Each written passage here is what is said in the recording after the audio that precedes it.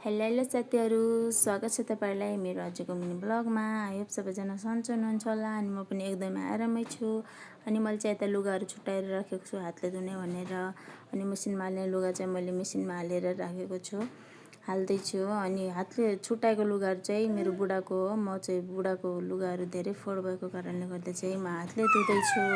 प्राय जस्तो मैले बुढाको लुगाहरू हातले नै धुन्छु। अनि यति गरिसकेपछि चाहिँ म जान्छु नुहाउन। अनि नुहाएर आइसकेपछि अनि म हल्का टिकटक भिडियोहरू बनाउँछु। यो भिडियो चाहिँ हिजोको हो अनि यो लुगा फोल्ड गरेको भिडियो चाहिँ आजको हो साथीहरू। अनि मैले चाहिँ 2 दिनबाट धोएको लुगाहरू पटाएको थिएन अनि सुक्न पनि सुकेको थिएन। अनि मैले आज भर्खर उठाएको लुगाहरू।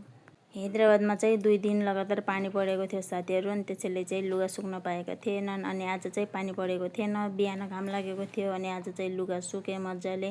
अनि त्यसैले चाहिँ मैले आज लुगा उठाएर फोल्ड गर्दैछु। अनि यतिकैमा मेरो बुढाको फोन आएर एकछिन बाहिर बोलाइसिन्छ मलाई चाहिँ। म चाहिँ किन बोलाइसो भनेर गएको। अनि मलाई चाहिँ दोकान पठाउनको लागि रहेछ।